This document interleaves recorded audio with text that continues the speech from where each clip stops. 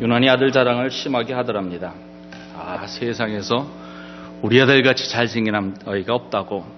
근데 주변에서 아무리 봐도 그렇게 잘생긴 건 아니고 어떨 때 보면 좀 더 못생겼다고 생각하는데 유난히 자랑을 하더랍니다. 무슨 소리 하냐? 얘기해도 팔불처럼 아니야. 팔불출처럼 아니야. 내 아들 세상에서 제일 잘생겼어. 근데 사실은 이 이야기는 우리가 중국 사람이기 때문에 중국 사람들은 이해를 해요. 왜냐하면 자기 아들을 얘기할 때 나는 멋쟁이 잘생긴 아이의 아버지다라고 하는 단어가 잉진더 빠바라고 하는 단어인데 이게 중국말을 알아보면 그게 멋쟁이의 아버지라고 하는 뜻도 있지만 사실은 똑같이 어떻게 해석이 되냐면 멋쟁이 아빠라고 또 들릴 수 있는 그런 말이에요. 그러니까 그 아버지가 자기를 자랑하고 싶은데 대놓고 자기 자랑할 수는 없으니까 자기 아들을 빗대서 자랑하고 있습니다. 사실은 아버지와 아들은 불가분리의 존재이지요. 내 아버지가 누구냐에 따라서 내가 어떻게 사느냐가 결정이 돼요. 그렇죠? 또 반대로 자식이 혹시 잘 되면 그 아버지도 부모님도 호의호식하는 것을 세상에서 많이 볼 수 있습니다. 요즘 한국에서는 부모가 누구냐에 따라 자녀의 인생이 달라진다고 하는 현실을 금수저, 은수저, 흙수저라고 하는 그리고 비유를 한다고 하지요. 한국에서 보면 남쪽이나 북쪽이나 자기 아버지가 나라의 최고의 지도자가 되면 그 자녀들도 세습처럼 최고의 지도자가 되는 것을 볼 수가 있습니다. 재벌도 그렇고요. 심지어는 교회까지 그런다고 합니다. 이런 부정적인 거 말고 일반적인 상황을 볼지라도 우리에게 부모가 누구냐는 대단히 중요합니다. 그것이 우리에게 성씨죠. 라스트 네임이 우리 아버지의 혈통을 알려주는 중요한 정보 아니겠습니까? 아직도 우리는 네 집 자식이냐라고 물어봅니다. 사실 우리 주 예수 그리스도도 마찬가지예요. 예수님이 네 집 자식이냐가 대단히 중요했습니다. 예수님이 하나님이시지만 하나님의 아들이시였지만 인간으로 오실 때 슈퍼맨으로 오지 않으셨어요. 대단한 대갓집 아들로 태어나지 않으셨어요. 물론 혈통은 왕가였어요. 그러나 예수님 태어나실 때는 대단히 일반적인 가정의 자녀로 태어났습니다. 그렇지만 예수님은 그냥 오신 것이 아니라 구약의 예언에 의해서 오셨습니다. 그래서 마태복음 1장 1절에 보면 예수님은 아브라함과 다윗의 자손이라고 합니다. 그래서 아브라함부터 다윗까지 그 집안의 족보가 마태복음 1장에 기록되어 있죠. 그러다 16절에 보면 야곱은 마리아의 남편 요셉을 낳았다고 합니다. 그 마리아에게서 그리스도라 칭하는 예수님이 태어나셨고요. 잘 보세요. 아브라함과 다윗의 자손이 마리아가 아닙니다. 그의 약혼자 요셉이었습니다. 누가복음 3장에도 예수님의 족보가 나오는데 거기에도 예수님은 요셉의 아들로 기록하고 있습니다. 예수님은 객관적이고 역사적으로 그리고 예언에 의해서 요셉의 아들이어야만 했습니다. 예수님이 그리스도라고 칭함을 받을 때 중요한 것은 그분이 하나님의 아들인 것도 중요하지만 그분의 가문도 그분의 성씨도 중요했던 것입니다.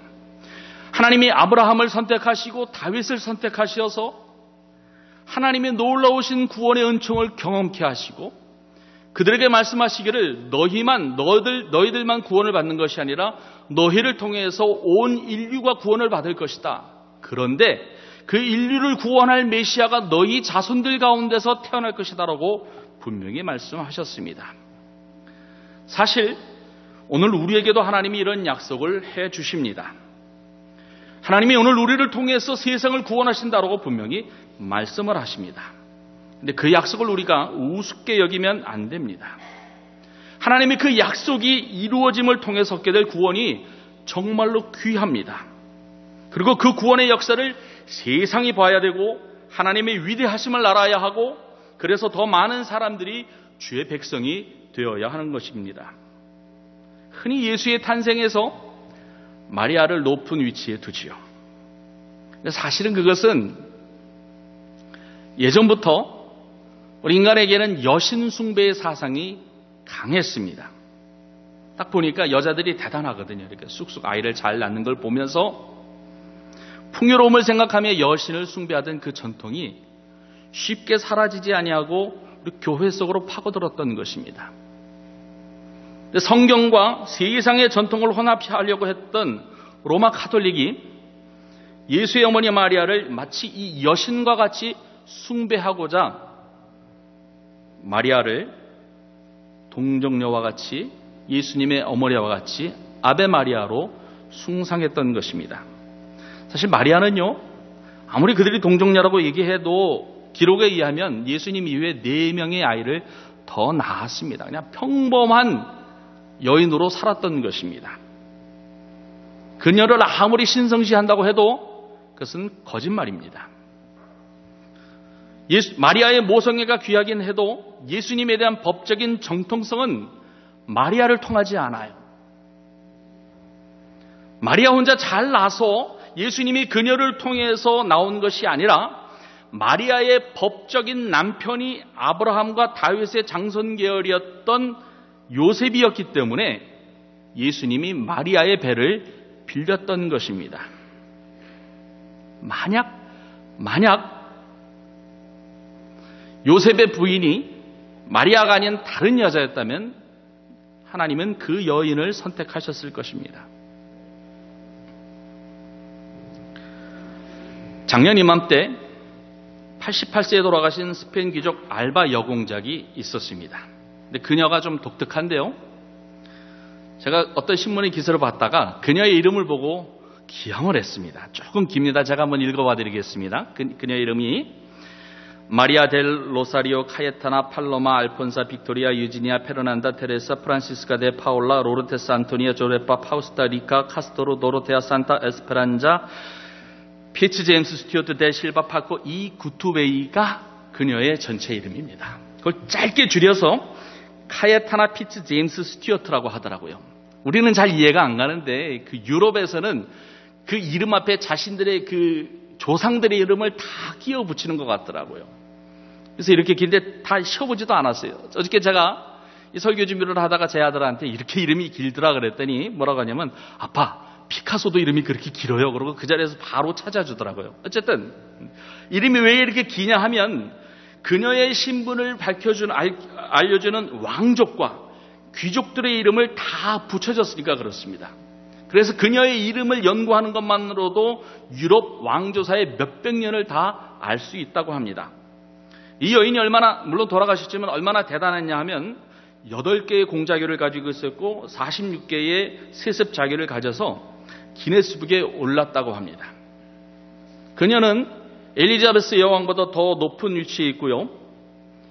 스코틀랜드가 만약 독립했으면 스코틀랜드의 여왕이 될 자격도 있었고 교황 앞에 무릎을 꿇지 않아도 되는 그런 위치라고 합니다.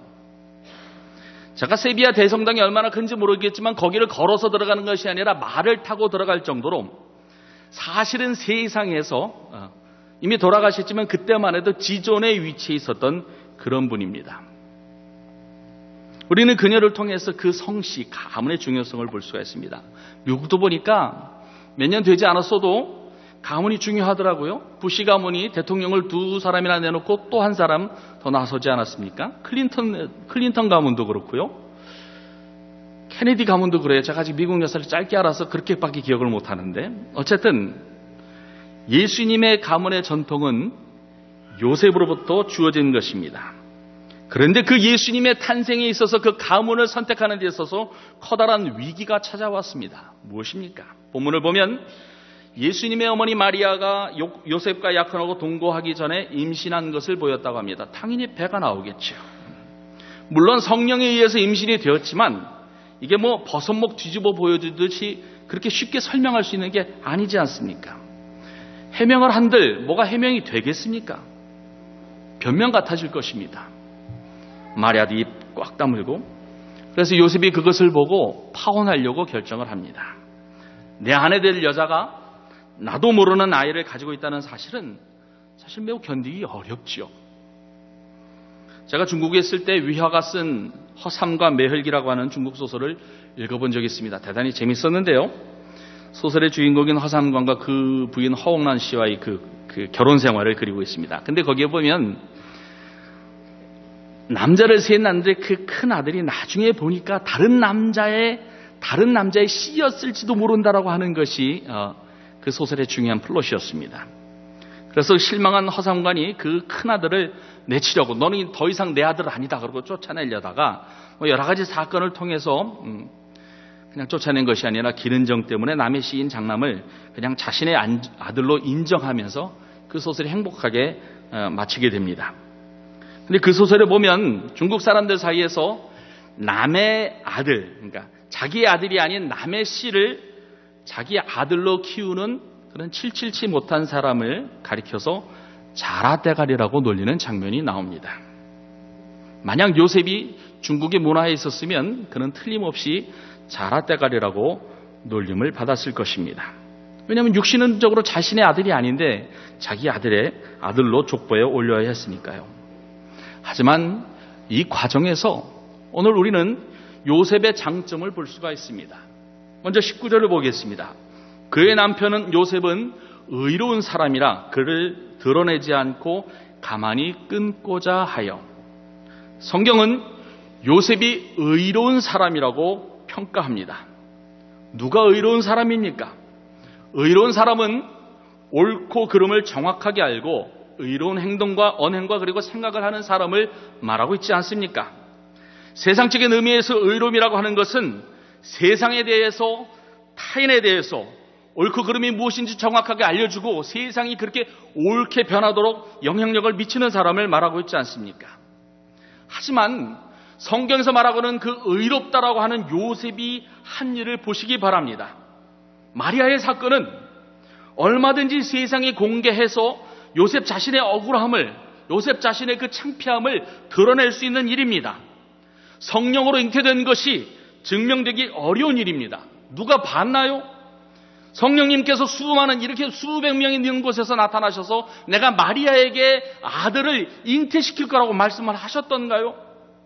그냥 마리아만 봤어요. 아무도 모르는 것이에요. God knows. 누가 알겠어요? 하나님만 아는 겁니다. 그래서 남들 같으면 마리아의 사건을 공론화시켜서 자신의 약혼을 파혼하고 떳떳하게 조금 더 새로운 여자, 좀 더 신뢰할 수 있는 정숙한 여인을 찾을 것입니다. 물론 그렇다고 해서 마리아가 추잡하거나 정조를 지키지 않았다는 이야기는 아닙니다. 잘 아시다시피 정말 그녀는 존경받아 마땅한 분입니다. 하지만 의로웠던 요셉은 그녀를 정죄하여 자신의 체면을 살리거나 유익을 챙기려 하지 않았습니다. 그냥 자기가 손해봤어요. 마리아를 살리려고 했어요. 그래서 조용히 관계를 정리하려고 했던 것입니다. 하나님 보시기에 이것이 의로운 행동입니다. 내 이득을 위하여서, 나의 명예를 위하여서, 나의 의로움을 위하여서, 내가 가지고 있는 권리를 사용하기보다는 포기하고 나에게 해를 끼치고 약속을 저버린 사람을 살려주려는 그 마음, 용서해주는 그 행동, 그게 바로 하나님의 나라를 의롭게 하는, 이루는 의로움의 모습입니다. 요셉이 이런 의로움을 가졌기 때문에 예수님의 아버지가 될 수 있었던 것입니다.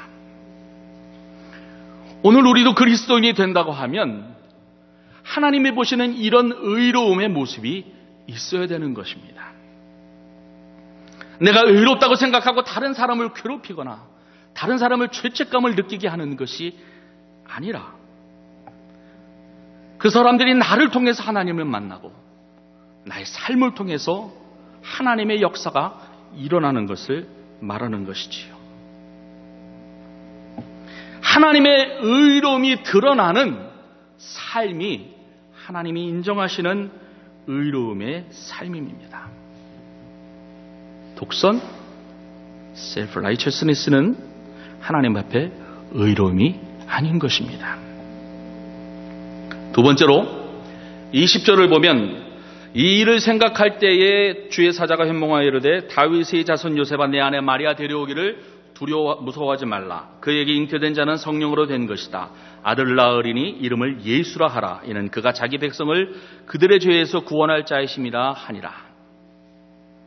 만약 요셉의 결정대로 파혼이 된다면 이 모든 예언이 엉망이 되기 때문에 하나님이 천사를 보내 요셉을 설득하고 계십니다. 어떤 사람들은요, 성경에 나오는 은사나 그런 기적들이 더 이상 현대에서는 일어나지 않는다고 주장을 합니다. 그냥 성경만 읽으라고. 하나님의 음성이나 감동 성령의 계시를 말하면 그건 잘못됐다고 이야기를 하고 합니다.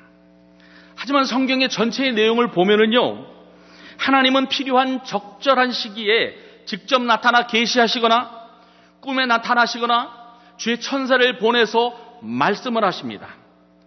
그런데 그것도 다시 잘 보면 아무에게나 나타나시는 것이 아니라 그만한 신앙이 되고 그만한 그릇이 되고 거룩한 성도에게만 나타나시는 것을 볼 수가 있습니다. 사도행전 10장에도 보면 고넬료가 예수를 알지는 못하였지만 하나님 앞에 의로웠기 때문에 천사를 보내서 베드로를 초빙하라고 권면을 받았던 것입니다. 요셉도 그렇습니다. 그는 신앙이 되었기 때문에, 그는 경건하였기 때문에, 의롭다고 인정함을 받았기 때문에 하나님이 천사를 보내서 이런 계시를 알려주신 것입니다. 그는 하나님의 음성을 들을 만한 성도였고 메시아였던 예수의 아버지가 될 만한 신앙의 소유자였던 것입니다. 그는 마리아처럼 오래 살아남지는 않았지만 예수님의 사역의 전부를 보지는 못하였을지만 예수님의 청소년 시절을 책임지는 아버지로서 그 양육의 책임을 다 하였던 분인 것입니다. 우리는 어떻습니까? 하나님이 오늘 우리를 통해서 하나님의 놀라운 일을 이루시길 원하셔서 오늘 우리가 우리의 마음을 잘못 잡고 있거나 아직 하나님의 뜻이 무엇인지를 깨닫지 못할 때 다가오셔서 내게 말씀하시고 계획하시고 설득하시고 나를 이끄시는 분이십니까? 하나님이 내 마음에 감동을 주시나요? 아니면 어떤 감동도 없이 그냥 묵묵하게 신앙생활을 하시는가요? 요셉 같아야 합니다. 그래야 복받은 성도이지요. 하나님의 중요한 일을 우리에게 알려주셨어요. 우리를 통해서 세상을 구원하길 원하시는 것입니다. 나 같은 사람이 뭘 아닙니다. 요셉이 당시 유명했던 사람입니까? 그렇지 않아요. 나중에 예수님이 돌아가시고 나서 보니까 그분이 중요한 분이었구나 세상 사람들이 알게 된 것입니다. 세 번째로 보니까 24절에 요셉이 잠에서 깨어 일어나 주의 사자의 분보대로 행하여 그의 아내를 왔으나 아들을 낳기까지 동침하지 아니하더니 나음의 이름을 예수라 하니라. 하나님의 음성을 혹시 들으시면 우리는 어떻게 해야겠습니까? 즉각적인 순종을 해야 합니다. 그런데요, 하나님의 음성을 듣고 순종하기가 쉬운 줄 아십니까? 경험적으로 보니까 그렇지 않더라고요. 저 자신도 그랬고 제가 이 사역을 하면서 많은 분들을 만나 뵀는데 참으로 그 많은 분들이 이것이 하나님의 뜻입니다라고 알려드리고 하나님이 당신에게 이것을 말씀하십니다라고 알려주면 아멘하고 순종하는 사람들보다는 잠깐 그게 정말 하나님의 뜻인지 한번 알아봐야겠습니다라고 따져보는 분들이 더 많으시더라고요. 그들의 얘기를 들어보면 그 기준이 무엇냐 하면 그것이 자기의 이익과 맞는지를 따져보더라고요. 자신의 생각과 맞는지를 따져보더라고요. 그것을 정말 내가 이해할 수 있는지, 이해가 되지 않으면 쫓아가지 못하지요. 그것이 자신의 삶의 기준과 맞는지, 자신이 생각하는 자기의 미래의 계획과 맞는지를 따져보더라고요. 어떤 분은요, 하나님의 뜻이나 음성을 알려드리면 그게 자신의 감정과 맞는지도, 듣고 기분이 좋은지 나쁜지도 따져보시더라고요. 하나님의 말씀, 하나님의 음성, 하나님의 뜻이 자기 기분에 맞으면, 자기를 행복하게 하면 그러면 따르지만, 조금이라도 불평하게 하거나 조금 더 마음 아프게 하면 아니라고 거부하고 순종하는 것을 많이 볼 수 있습니다. 하나님의 명령은 따져야 될 대상이 아니라 순종해야 할 명령입니다. 그런 즉각적인 순종이 믿음의 성장을 가져오는데 그게 그렇게 쉽지가 않더라고요. 하지만 요셉을 보십시오. 그는 순종했어요. 두말하지 않았습니다. 자신의 하나님의 천사의 말에 순종한다고 세상에 나가서 자랑하지도 않았습니다. 그 후에 그 아들 때문에 이집트로 도망가기도 하고 본래 살던 곳이 아닌 나사렛으로 이사를 하거나 하였지만 예수님으로 인해서 당하는 온갖 어려움을 불평 한마디 하지 아니하고 희생하고 헌신하였던 것입니다. 그래서 그는 예수님의 귀한 아버지가 된 것입니다. 이름 하나 안 나도 상관이 없었습니다. 예수님의 탄생의 결정적인 공로를 바로 입은 요셉이 이룬 것입니다. 하나님이 어떻게 보실까요? 귀하게 보실 겁니다. 큰 복으로 함께 하실 것입니다.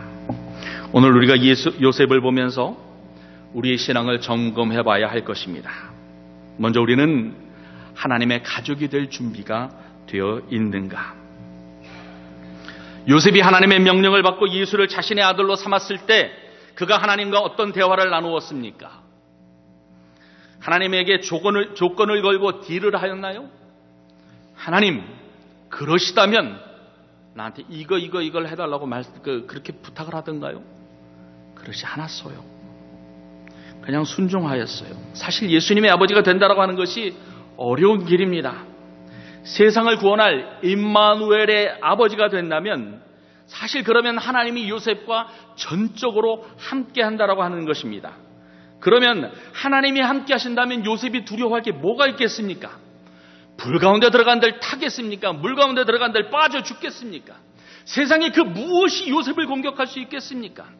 성공주의자들은 요셉이 예수를 양자 삼아 예수의 아버지가 되었을 때 그는 성공과 승리를 향한 꽃마차를 탔을 것이라고 분명히 그렇게 생각했을 것입니다. 하지만 현실은 그렇지 않더라 이겁니다. 예수 때문에 죽음의 위험을 당하고 여기저기 도망다니고 온갖 어려움을 다 당했던 것 아니겠습니까? 또 오래 살지도 못했어요. 예수님의 공생의 사역을 시작했을 때 예수님에 대해서 이야기를 할 때 보면 저 사람이 그 목수의 아들이구나라고 하는 걸 보면 예수님 30 되시기 전에 돌아가셨던 것 같아요. 임마누엘의 아버지가 된다고 할지라도 인생은 고난의 연속이었던 것입니다. 예수를 하나님의 아들을 나의 자녀로 삼는다고 할지라도 내 인생이 당장 변화가 되는 것은 아무것도 없습니다. 그럴지라도 예수님은 순종하였던 것입니다. 우리는 어떻습니까? 우리는 예수님의 보혈로 구원을 받아서 하나님의 자녀가 되었습니다. 우리는 하나님의 아들, 딸이 되었던 것입니다. 믿음으로 하나님의 양자가 되었다고 분명히 성경에 말씀을 하고 있습니다. 이전엔 죄의 종이었고 이전엔 마귀의 자녀였지만 이제는 예수를 믿음으로 이제는 우리는 하나님을 아버지로 부를 수 있는 하나님의 자녀가 된 것입니다. 나아가서 예수님 말씀하시기를 하나님의 뜻대로 행하는 자는 내 형제요 내 자매가 된다고 했어요. 문자적으로 보면 예수님이 우리의 큰형님, 큰 오빠가 되는 것입니다. 하나님의 아들 된 요셉만 성경에 기록되고 끝난 줄 아십니까? 그것으로 끝인가요? 오늘 우리가 하나님의 자녀가 되었다면 하나님의 생명록에 우리의 이름도 기록되어 있을 것입니다. 오늘 성경에 요셉이 어떻게 살았는지 기록되었다면 오늘 우리가 하나님의 아들, 딸이 되어서 어떻게 사는지 분명히 하나님의 생명책에 기록되어 있을 것입니다. 요셉은 믿음으로 살았고 요셉은 순종하며 살았고 요셉은 하나님의 음성을 들으며 살았는데 오늘 우리는 어떻게 살아야 될 것입니까? 우리가 하나님의 아들, 딸로 양자로 신분이 변화되면 우리의 삶이 보장됩니까? 우리가 그때부터 꽃마차를 타는 것입니까? 만사 형통하나요? 조금이라도 어려운 일이 생기지 않고 다 도망가나요? 그렇지 않습니다. 우리는 예수를 구세를 믿고 하나님의 아들이 되는 그 순간부터 우리 안에 더 큰 어려움이 다가올 것이고 예수로 말미암아 고난을 받게 된다고 성경은 분명히 말씀하고 있는 것입니다. 그렇지만 고난이 있을지라도 오늘 우리가 하나님의 아들 되는 것을 두려워하지 아니하고 믿음으로 받아들인다면 하나님은 우리의 삶을 통해서 영광을 받아 주실 것입니다.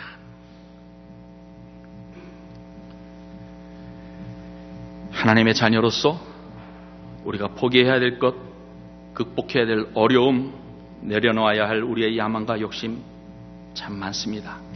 그 달콤한 세상의 모든 욕망과 헛된 것들을 다 포기해야 되고 주를 위해, 주의 가족이 되길 위해서 우리는 헌신의 길을 걸어야 되는 것입니다. 예수님 오셨다고 동방에서 황금, 유황, 묘약 들고 와서 예수님 앞에 한번 절하고 가면 우리가 모든 사람 앞에 환영을 받고 존경받을 것 같으십니까?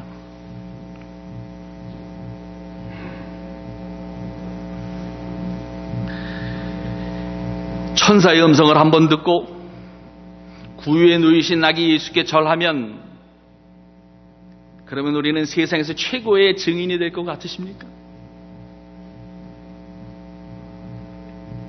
그런 사람들은 아무 책임도 헌신도 필요하지 않았어요. 와서 잠깐 보고 가고 말았어요. 하나님이 오늘 우리에게 요구하시는 것은 그런 것이 아닙니다. 하나님의 자녀로 평생 사는 것입니다. 우리가 우리의 부모님과 관계를 설정할 때 내가 태어나서 20살 때까지 당신의 아들로서 살겠습니다 라고 얘기하는 사람이 있나요? 내가 우리 형제들과 관계를 맺을 때 내가 40살까지 형 밑에 동생으로 살게, 그 다음부터는 당신은 더 이상 보고 싶지 않아, 이렇게 얘기하는 분 계십니까? 그렇지 않잖아요. 한번 자식이 되면, 한번 부모가 되면, 한번 형제가 되면 죽을 때까지 그 사람이 정말 나를 괴롭히고 나에게 힘이 될지라도 그분은 내 부모님이고 내 형제고 내 자녀인 것입니다. 예수님도 마찬가지고 하나님도 마찬가지입니다. 우리가 이제 하나님의 자녀가 되었으면 죽는 그 순간까지 우리는 하나님의 자녀답게, 예수님의 형제 자매답게 살아야 되는 것입니다. 이제 대림절이 시작되었습니다. 미국에 가서 한 3년 살고 보니까 여기는 메리 크리스마스도 쉽게 하지 못하더라고요. 해피 할리데이 뭐 이런 단어만 쓰더라고요. 예수님의 오심을 생각하면서, 그의 아버지 요셉을 생각하면서 오늘 우리도 하나님의 자녀로 부르심을 받았기 때문에 우리는 하나님 나라의 백성으로서 그분의 종이 아니에요. 그분의 아들입니다. 그분의 딸입니다. 그렇게 살아야 되는 것입니다. 이것이 구원의 길이요, 이것이 행복의 길이요, 이것이 하나님 앞에 감사하고 순종해야 될 우리의 삶의 모습입니다. 기도드리겠습니다. 사랑이 많으시고 은혜가 충만하신 아버지 하나님,